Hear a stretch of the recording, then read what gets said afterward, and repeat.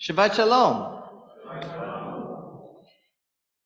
I want to wish a happy birthday to Max Fertel, Michelle Bettman, Claire Yerman, Beth Margolin, Mel Friedman, and Chantil Hodges. Mazel tov and happy birthday. Today we also dedicate a gold leaf in honor of your 66th anniversary. John and Sylvia Nussbaum, with love, Vicky and Nicholas Gorky, December 19th, 2022. Mazel tov to John and Sylvia, and we are honored to have your gold leaf up on our tree.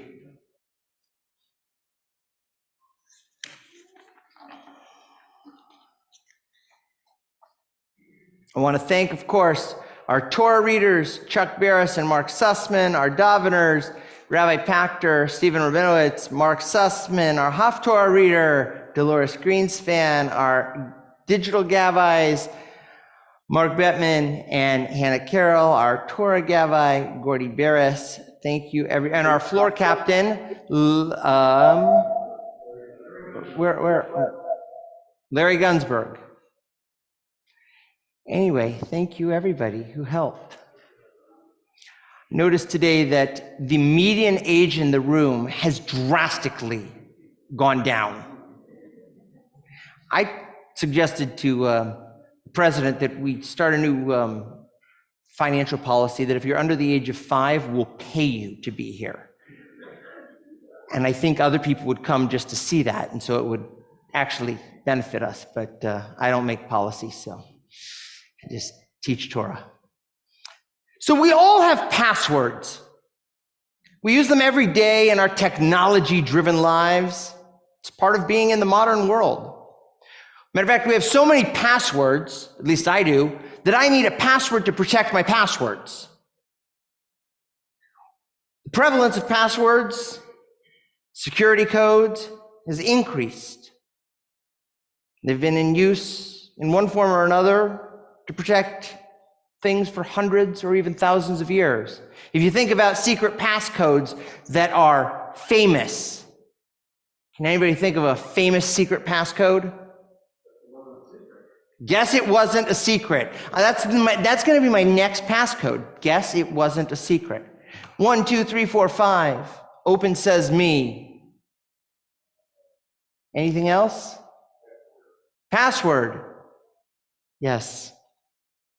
What I didn't realize was that in this week's parsha, sitting right in front of us, was what some commentators and scholars say is the secret passcode or password of the Jewish people. But there's a good reason we never recognized it. For those of you who have spent a little time learning Hebrew, playing around with Hebrew, you'll notice that when you look at a Hebrew-English dictionary, the side that goes from English to Hebrew is 2 or 3 times as big as the side that goes from Hebrew to English. In English, there are between 200 and 300,000 words, depending on how you count abbreviations, contractions, etc. That's 200 to 300,000 words in English. And in Hebrew, according to the Hebrew Academy of Hebrew Language, there's 45,000 to 70,000 at most. That's a lot. That's a big difference. So one word in Hebrew can mean a lot of things. Rabbi Pachter. Pei Kuf Dalid. What does it mean? Account.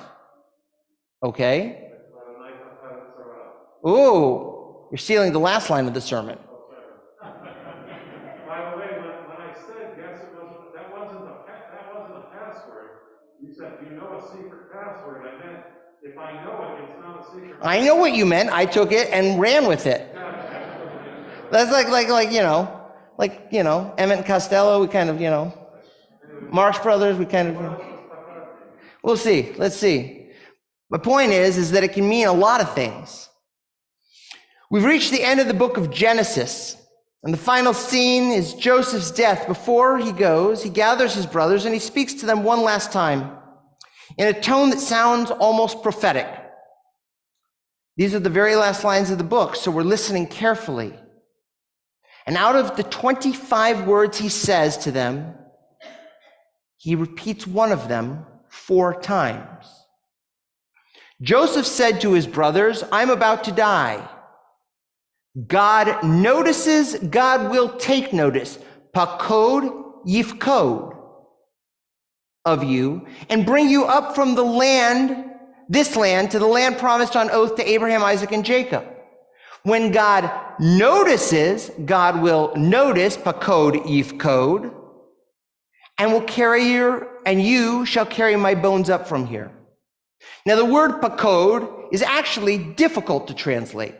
Account is one, but here it means in some combination of noticing, remembering, visiting, attending to, commanding. In the Israeli army, mefaked is your commander. Pikud is a command. Not a command from God, but a command from your commander. So what does it mean? The point is, Joseph is promising with emphasis, because this word is like over and over and over again. He's promising that God will deliver them from Egypt, and he wants them to remember that word. As we know, that is what happens. God does deliver the Jewish people. But why was Joseph so adamant in using a specific word and repeating it over and over and over? It's almost as though Joseph is having another one of his prophetic dreams and wants us to pay attention to specific words. What's amazing is that those very words appear in the story of Exodus in the mouth of God. When God first calls on Moses to lead the people out of Egypt, Moses is reluctant.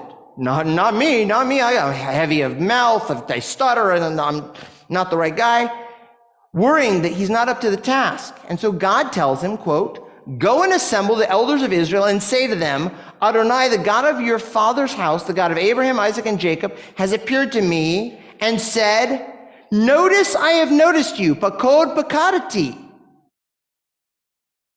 I've noticed of what's being done to you in Egypt. And I have declared I will take you out of the misery of the land of the Canaanites, and they'll listen to you. Now here, God is quoting Joseph. Whoa.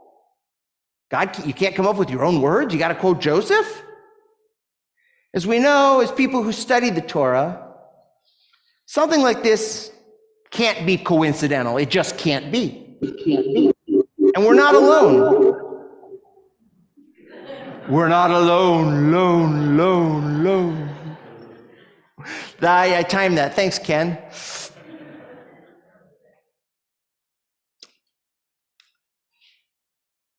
Rashi, the great medieval French scholar, notices this, and he tells us, as soon as relating to this whole thing of Moses and God, says relating back to Joseph, Rashi says, as soon as you mention to them this expression, they'll hearken to your voice. This is, God speaking to Moses. And Rashi says, putting words in, as soon as you mention this expression, pakod pakadati, they'll listen to you.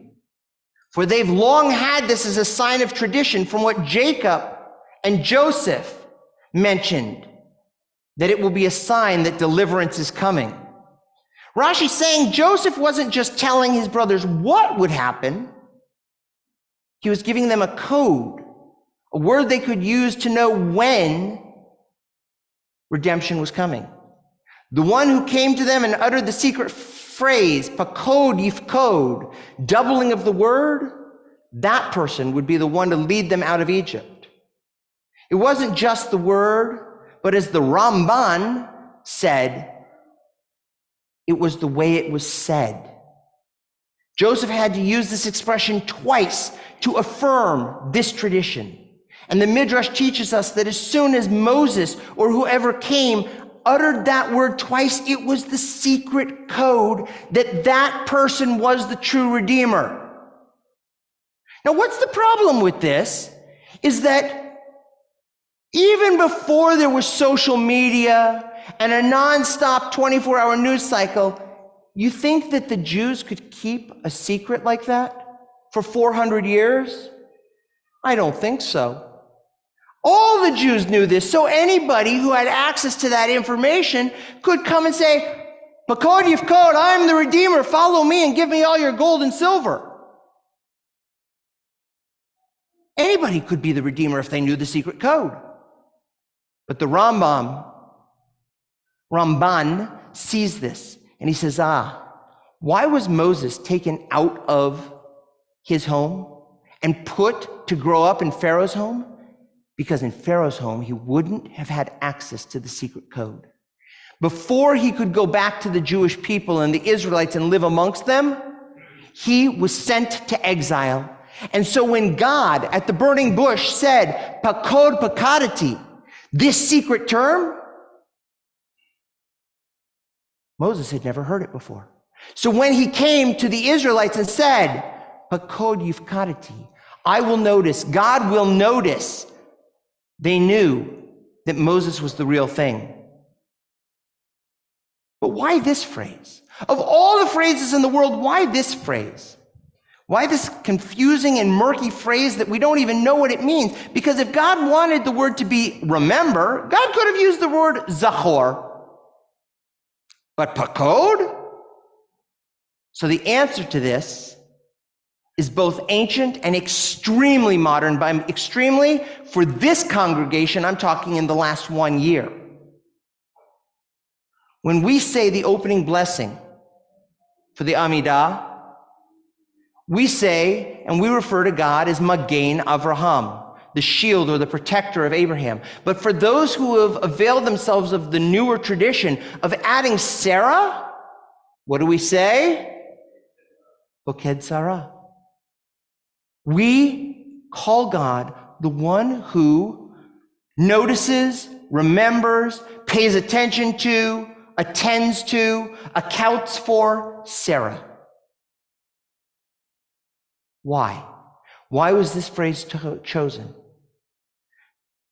So let's turn back towards the beginning of Genesis. When it says, Adonai Pakadit Sarah, God took note of Sarah as promised. And Adonai did for Sarah what had been announced, and Sarah conceived and bore a son to Abraham in their old age at the set time which God had spoken. This moment was the single greatest moment of joy. It was a moment of pure redemption for Sarah because God paid attention. God took note. Redemption comes when we pay attention, when we notice the small things in other people's lives. That's the message that Joseph was giving to his brothers on his deathbed. That's the message that Moses delivered to the Israelites in slavery. This is a people who have been enslaved for hundreds of years. They have no power, they have no weapons, they have nowhere else to go. There's no reason to believe they'll ever be free. And Moses says to them, God of Abraham, Isaac, and Jacob has appeared to me and said, notice, I have noticed their suffering. And they believe him because it's more than a secret code, he pronounced. They know the story of the matriarch Sarah, but they've never witnessed God delivering an entire nation. How could they be expected to believe such a thing? But they believe in a God who answers personal prayers and a God who attends to human suffering, who can make the impossible happen. Just as I have attended to your mother Sarah, so will I attend to you. Just as I brought forth the birth of your forefather Isaac, so will I bring forth the birth of a new nation. The one who has delivered in the past shall deliver again. And they marched, the Jewish people, with Moses after God to the promised land when they were noticed.